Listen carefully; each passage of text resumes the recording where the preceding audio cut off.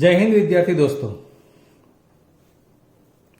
આપણે ત્રિકોણ પ્રકરણમાં અત્યાર સુધી ત્રણેક ભાગના વિડીયોમાં સ્વાધ્યાય 6.2 સુધી જોયું. હવે આગળનું સ્વાધ્યાય જોઈએ એ પહેલા આપણે થિયરી સમજવી જરૂરી હોય છે.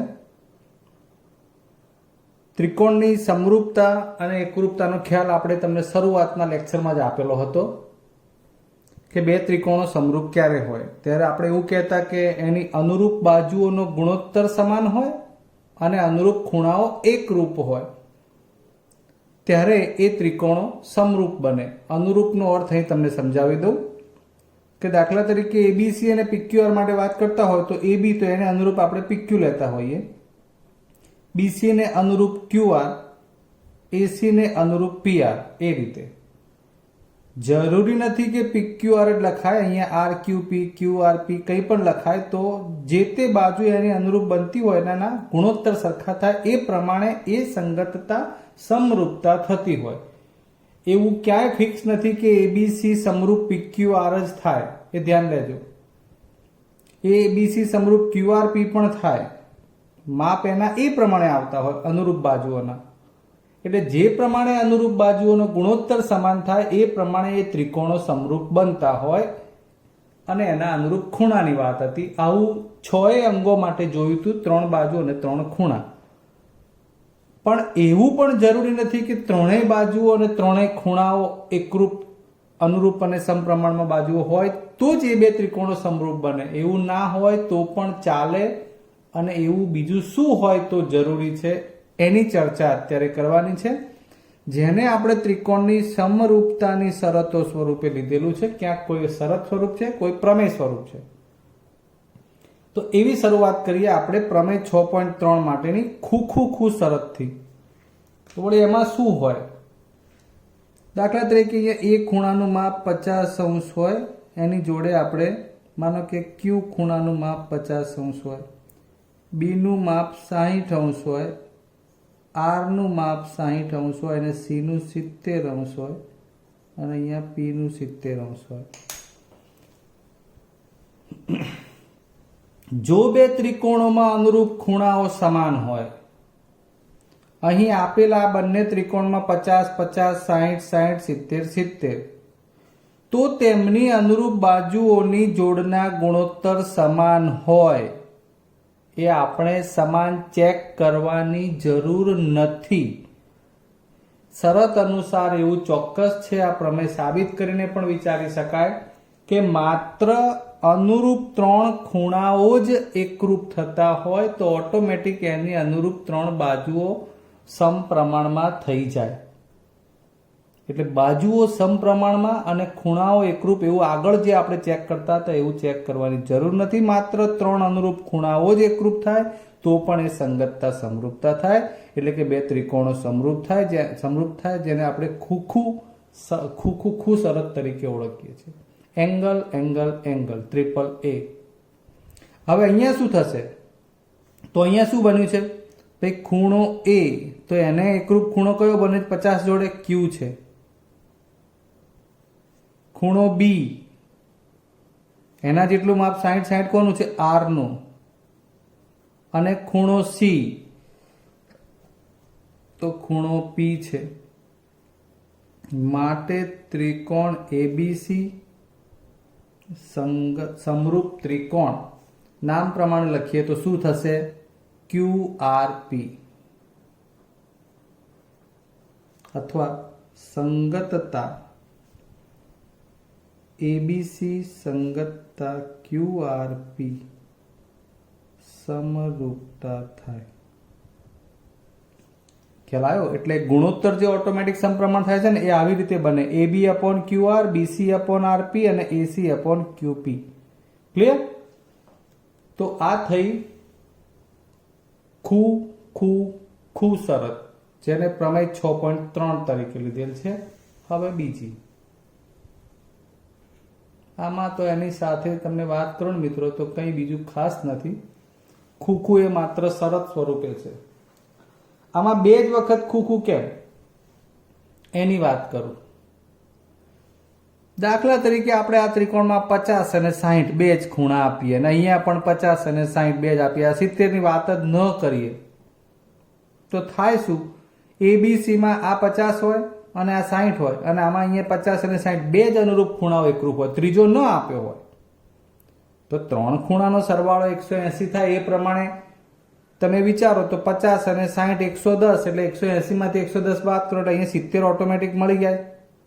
એવી રીતે 50 અને 60 આ બે જ અનુરૂપ એકરૂપ આપે છે, આ બે જ આપ્યા હોય તો આ પણ 50 અને 60 110 એટલે વધે કેટલા? 70 એ પણ મળી જાય. ત્રીજો ખૂણો 70 નો થશે કે નહીં એવું ચેક કરવાની જરૂર પડે નહીં. માત્ર અનુરૂપ બે ખૂણાઓ જ એકરૂપ બને તો પણ એક ખુખુ શરત અનુસાર ત્રિકોણો સમરૂપ થાય. એટલે ખુખુ શરત એ આપણે જોઈ લઈએ. જો કોઈ એક ત્રિકોણના બે ખૂણાઓ અનુક્રમે બીજા ત્રિકોણના બે ખૂણાઓને સમાન હોય, જેમ કે આપણે આ ત્રિકોણ એબીસીમાં આપણે બી અને એ 50 અને 60 આ બેની જ વાત કરીએ, જે અનુરૂપ ત્રિકોણ PQR ના Q અને R ને એકરૂપ છે તો તે બે ત્રિકોણો સમરૂપ છે. માત્ર અનુરૂપ બે ખૂણાઓ સમાન હોય તો પણ ત્રિકોણો સમરૂપ થાય, જેને આપણે ખુખુ શરત તરીકે ઓળખીએ છીએ. આવો આગળ એક વધુ શરત જોઈએ. બા હે ને, નાના છોકરાને બોલતા આવડે છે ને, બા એટલે કે બાજુ બાજુ બાજુ, side side side, triple S. આમાં શું હોય? તો આમાં આવું હોય.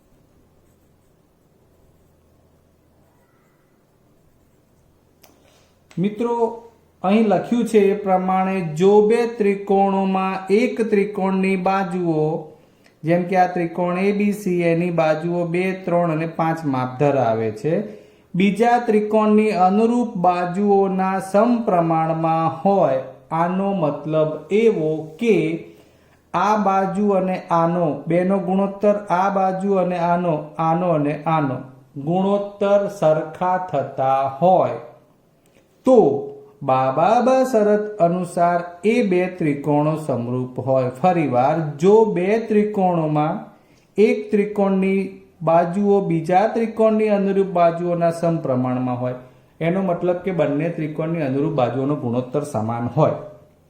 ચેક કરી આપું. આ 2/3 જોજો, 3/4, આ 3/4 એટલે 45 અને ઉપર 10, 15 તરી 45, 2 પંચા 10, 3 પંચા 15, આ 2/3 જ આવ્યું. છેલ્લું વધ્યું 5 અને 7.5,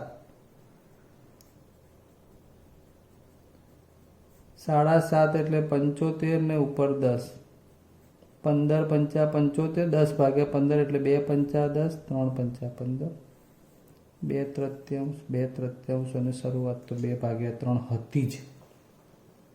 તો બન્યું શું? અહીં 2/3 AB/XY આવું થવું જોઈએ. આવું આ મેં તમને આંકડાકીય સમજાવ્યું. BC/YZ, AC/XZ. ખ્યાલ આવ્યો? અનુરૂપ બાજુઓ સમપ્રમાણ થઈ કહેવાય. હવે કેમ કે ત્રણના ગુણોત્તર સરખા થયા. આ કન્સેપ્ટ બહુ જરૂરી હોય છે. તો એ ત્રિકોણો સમરૂપ થાય એટલે કે એબીસી સમરૂપ ત્રિકોણ XY છે. આ બા શરતને આધીન કહેવાય. ખ્યાલ આવ્યો? તમને કેવું હોય, ઘણી વખત 1 માર્ક્સમાં દાખલો પૂછ્યો હોય, માપ આપી દીધો હોય 2, 3, 5, પછી એને ક્રમમાં ના આપે, કોઈ જગ્યાએ 4.5 આપે, પછી 7.5 આપે, પછી 3 આપે, પછી પૂછે કે કયા બે ત્રિકોણો સમરૂપ થશે.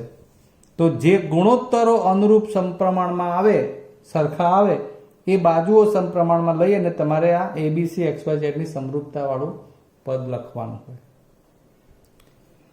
ઓકે, તો આ બીજી શરત થઈ બા શરત, જે પ્રમેય 6.4 તરીકે છે. હવે આપણે પ્રમેય 6.5 બાખુબા શરતની વાત કરવી છે. આમાં શું હોય? બાખુબા નામ ઉપરથી આઈડિયા આવો જોઈએ. બા એટલે બાજુ, ખૂણો, બાજુ, સાઈડ, એંગલ, સાઈડ, SAS જોઈએ. ચલો ત્યારે હવે જો કોઈ ત્રિકોણનો એક ખૂણો એટલે આ ત્રિકોણ ABC, એનો એક ખૂણો એટલે કે આપણે ખૂણો લઈએ B50, બીજા ત્રિકોણના એક ખૂણાને સમાન હોય, અહીંયા આપણે આ E ને સમાન 50 લઈએ,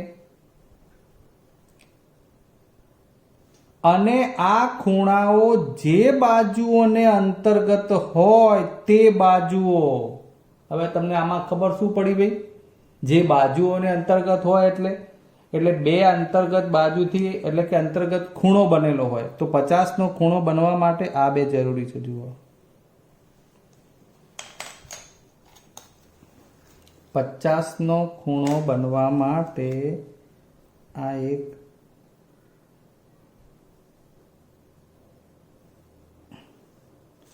AB અને બીજી બાજુ છે BC, આ બે જરૂરી છે. એવી રીતે અહીંયા 50 નો ખૂણો બનવા માટે આ બે બાજુ જરૂરી છે.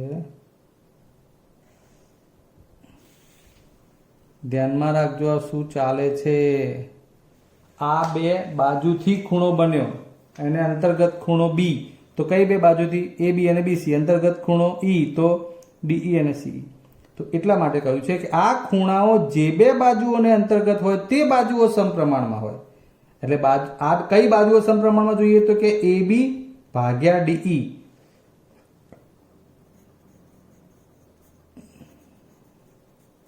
સમપ્રમાણમાં, એટલે ગુણોત્તર સમાન બનાવવાના છે. બરાબર BC ભાગ્યા EF તથા ખૂણો B બરાબર ખૂણો E. આ થઈ હવે આ બાજુ, ખૂણો અને બાજુ, બાજુ, ખૂણો અને બાજુ. બરાબર છે. કઈ શરત આવી? બાખુબા. એટલે બાખુબા શરતમાં શું ચકાસવાનું હોય એ તમને ખબર પડવી જોઈએ. તો કે જે ખૂણો છે એ જે બાજુઓથી બન્યો હોય, ટૂંકમાં બે બાજુઓનો અંતર્ગત ખૂણો જોઈએ. એટલે આ રીતનો ગુણોત્તર બનતો હોય તો કહી શકાય કે ત્રિકોણ ABC સમરૂપ ત્રિકોણ DEF. માટે ત્રિકોણ ABC સમરૂપ ત્રિકોણ DEF. સમજાય છે? એટલે અલગ અલગ રીતે આમાં તમારે માપ જે કોઈ બી શરત આવતી હોય એ અનુસંધાનમાં જોવું પડે. અહીંયા મેં B અને E ને અંતર્ગત ખૂણા તરીકે વાત કરી છે. અહીંયા A અને D પણ લઈ શકાય, B અને D પણ લઈ શકાય, C સાથે F પણ લઈ શકાય, C સાથે D પણ લઈ શકાય. એટલે કઈ બે બાજુઓ આમ અને એનો અંતર્ગત ખૂણો બને છે જોઈએ. માનો કે A માટે આવે તો આવી રીતે આવે, તો A જોડે આપણે માનો કે D લીધો હોય તો આ બે બાજુઓ બને કઈ? DE અને DF. સમજાય છે?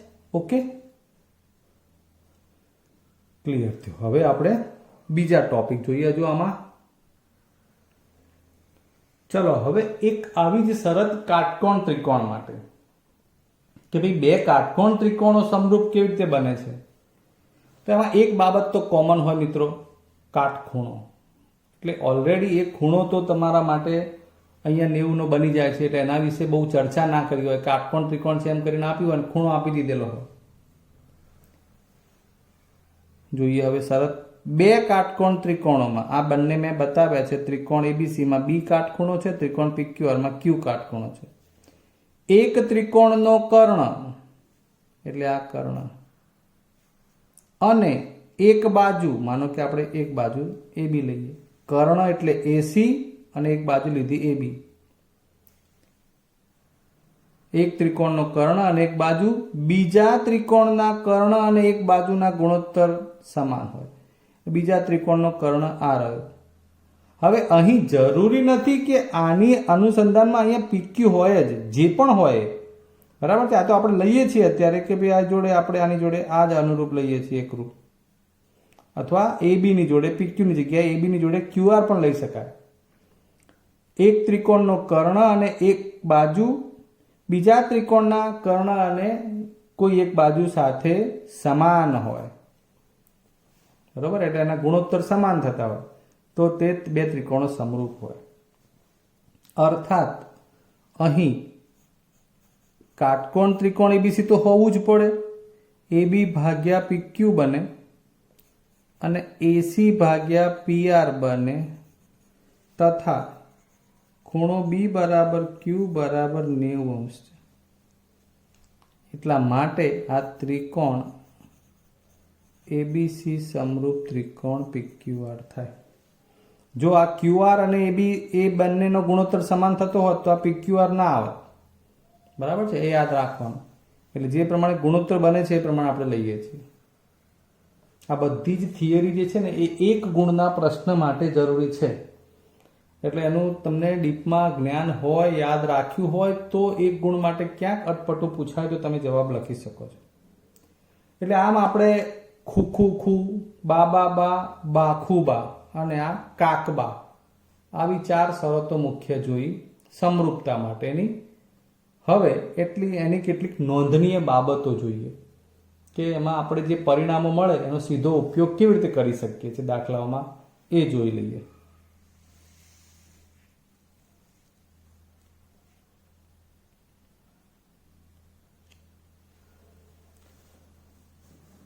સમરૂપ ત્રિકોણોની નોંધનીય બાબતો. ત્રિકોણ એબીસી આને વંચાય સમરૂપ ત્રિકોણ પીક્યુઆર. ત્રિકોણ એબીસી સમરૂપ ત્રિકોણ પીક્યુઆર. બે ત્રિકોણો સમરૂપ આપી દીધા હોય તો એના માટે આપણે જાણીએ છીએ કે અનુરૂપ બાજુઓના ગુણોત્તર સમાન થાય. એટલે કે અહીં એબી ભાગ્યા પીક્યુ બરાબર બીસી ભાગ્યા ક્યુઆર બરાબર એસી ભાગ્યા પીઆર થાય. ઓકે, હવે એવું બને છે, દાખલા તરીકે હું તમને પ્રેક્ટિકલી સમજાવું કે 2/3 બરાબર 4/6 બરાબર 6/9. હવે આમાંથી હું આ બેનો ભેગો સરવાળો લઉં કે 2 + 4/3 + 6 તો 4 ને 2 6, 6 ને 3 9. આ ત્રણેયનો સરવાળો લઉં 2 + 4 + 6 3 + 6 + 9. 6 ને 4 10 ને 2 12, 9 6 15 ને 3 18, 6 દુ 12, 6 તરી 18, 2/3 મળ્યું. કોઈ પણ સમાન ગુણોત્તરો માટે કોઈ પણ બે પદો કે જેના અંશોનો સરવાળો વત્તા છેદમાં છેદનો સરવાળો આવું લેશો તો પણ આમાંના કોઈ એક ગુણોત્તર જેટલી જ એની કિંમત રહેશે. એટલે બે પદોનો સરવાળો કરીને બતાવો કે 3-3નો સરવાળો કરીને બતાવો, જવાબ સમાન જ રહે છે. આ સિદ્ધાંતને ધ્યાનમાં રાખીને આપણે એક પરિણામ તારવીએ. જો આ 3 ગુણોત્તર આ બે ત્રિકોણ સમરૂપ આપે છે એટલે લખી શકાય. તો એ સિવાય શું લખી શકાય? ધ્યાન આપો. એબી અને બીસી નો સરવાળો, આ બધું જ તમારે સૂત્રની જરૂર પડશે. નીચે પીક્યુ વત્તા ક્યુઆર, આ પણ આને સમાન થાય. આને સળંગ 1 2 3 ના ચોથું પદ. એ સિવાય તમારે એબી વત્તા એસી લખવું હોય તો પણ લખી શકાય. અને છેદમાં પીક્યુ વત્તા પીઆર. હવે કોઈ પણ અનુરૂપ હજુ તમે બીસી અને એસી પણ લઈ શકો. જેટલા શક્ય હોય એ બધા ગુણોત્તર માટે લાગુ પાડી શકાય. ક્યુઆર વત્તા પીઆર. મેં એકથી વધારે એટલા માટે લખ્યું કે તમને ધ્યાનમાં રહે. હજુ આપણે આ ત્રણેયનું લખવું છે કે ઉપર એબી વત્તા બીસી વત્તા એસી છેદમાં પીક્યુ વત્તા ક્યુઆર વત્તા પીઆર. આવું પણ શક્ય છે અને એને કહેવાય 3 બાજુનો સરવાળો. એબી વત્તા બીસી વત્તા એસી એને શું કહેવાય? ત્રિકોણની પરિમિતિ. તો આ ઉપર સૂત્રમાં હવે આપણે એવું લખી નાખીએ કે ત્રિકોણ એબીસી ની પરિમિતિ છેદમાં ત્રિકોણ પીક્યુઆર ની પરિમિતિ. આ સૂત્ર બની ગયું મિત્રો કે ત્રિકોણ એબીસી અને ત્રિકોણ પીક્યુઆર ની પરિમિતિ એ આમાંના કોઈ પણ એક ગુણોત્તર જોડે સરખાવી શકાય. ધ્યાન રાખજો ખાસ. સૂત્ર આવું કહી શકાય કે ત્રિકોણ એબીસી ની પરિમિતિ ભાગ્યા ત્રિકોણ પીક્યુ ની પરિમિતિ બરાબર એબી અપોન પીક્યુ. માત્ર એવું લઈ શકાય. ત્રિકોણ એબીસી ની પરિમિતિ અપોન ત્રિકોણ પીક્યુ ની પરિમિતિ બરાબર બીસી અપોન ક્યુઆર એવું લઈ શકાય. ત્રિકોણ એબીસી ની પરિમિતિ અપોન ત્રિકોણ પીક્યુ ની પરિમિતિ બરાબર એસી અપોન પીઆર એવું લઈ શકાય. ત્રિકોણ એબીસી ની પરિમિતિ અપોન ત્રિકોણ પીક્યુ ની પરિમિતિ બરાબર એબી વત્તા બીસી અપોન પીક્યુ વત્તા ક્યુઆર અથવા આમાંનો કોઈ પણ ગુણોત્તર એવું લઈ શકાય. ક્લિયર? તો આ એક મહત્વનું સૂત્ર છે. આગળ વધીએ.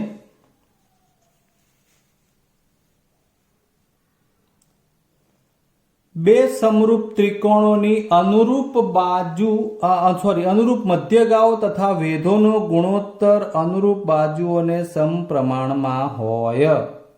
આને જરા વ્યવસ્થિત આકૃતિ સમજીએ. હજુ હવે અહીં આપણે બે ત્રિકોણ એબીસી અને પીક્યુઆર એને સમરૂપ લઈ લીધા. ચલો આ સમરૂપનું નિશાન છે. અહીં મેં બનાવી છે એક મધ્યગા એમ, મધ્યગા પીએન. મધ્યગાનો મતલબ ફરીવાર સમજી લો કે આ શિરોબિંદુ અને આ સામેની બાજુનું મધ્યબિંદુ, આને જોડો એટલે મધ્યગા. શિરોબિંદુ અને સામેની બાજુનું મધ્યબિંદુ જોડો એટલે મધ્યગા. કહેવા શું માંગે છે કે બાજુઓનો ગુણોત્તર એબી ભાગ્યા પીક્યુ અને મધ્યગાઓનો ગુણોત્તર એએમ ભાગ્યા પીએન આ સમાન થાય. બસ આટલી વાત છે. એવી રીતે વેધમાં અને મધ્યગામાં ફરક એટલો છે કે આ શિરોબિંદુમાંથી સામેની બાજુમાં જ્યાં કાટખૂણો બનતો હોય ત્યાં જ આ વેધ પૂરો થાય. એટલે કે કાટખૂણો બને, ડી આગળ ઈ આગળ. બરાબર છે? તો એમાં પણ એ જ બાબત છે કે એબી અપોન પીક્યુ બરાબર વેધોનો ગુણોત્તર એટલે એડી અપોન પીઈ. આમ તો આ રાઇડર સ્વરૂપે પણ પૂછી શકાય કે મધ્યગાઓનો ગુણોત્તર સમાન થાય, એના માટે તમારે આવે છે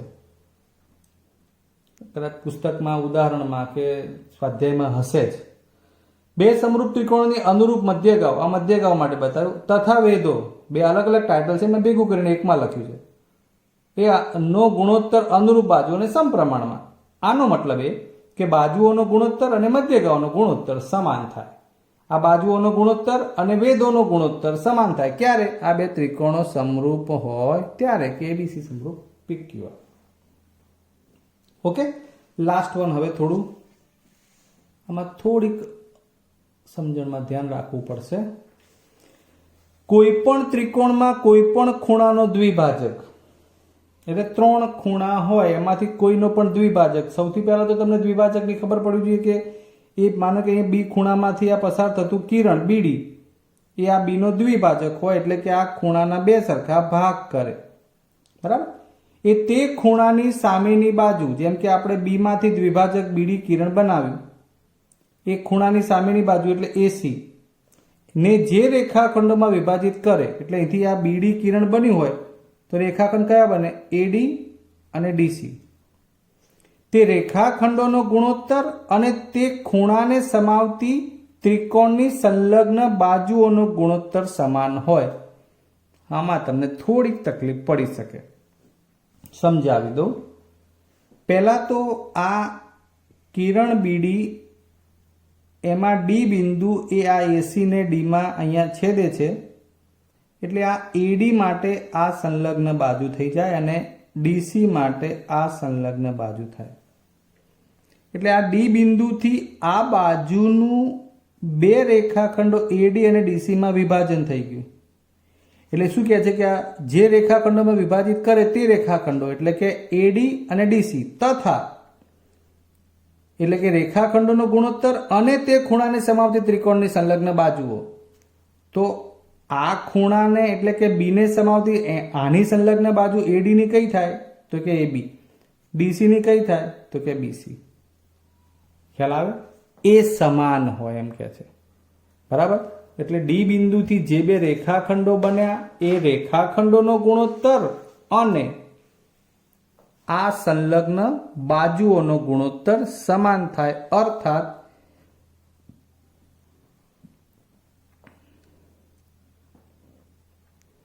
બીડી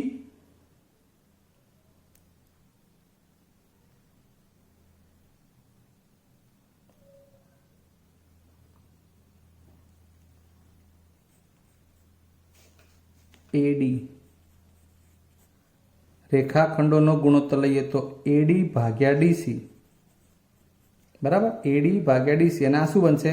એબી ભાગ્યા બીસી.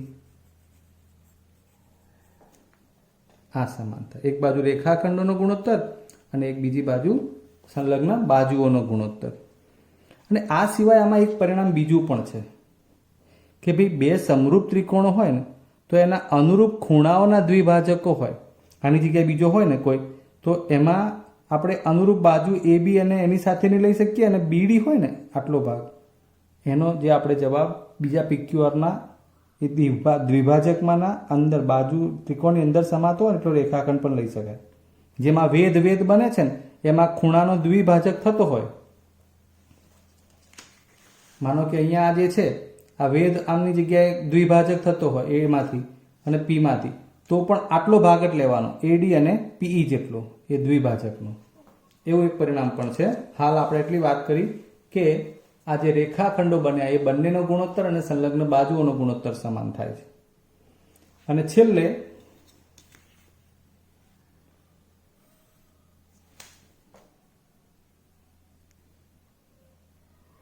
હું ઘણીવાર ત્રિકોણમાં જાણી જોઈને થોડું અટપટું બનાવું છું કે તમારા માટે એવું ના બને કે આવી રીતે જ સીધું જ મળતું આવે બધું. આ માનો કે એબીસી ત્રિકોણ છે, એમાં એડી મધ્યગા, એટલે આ મધ્ય બિંદુ નક્કી કરી અને પછી મધ્યગા બને. આ રહી મધ્યગા. તો આનું એક આમ તો રાઇડર આધારિત એપોલોનિયસનું પરિણામ છે આ, કે એબીસીમાં એડી મધ્યગા હોય તો હું જરા એને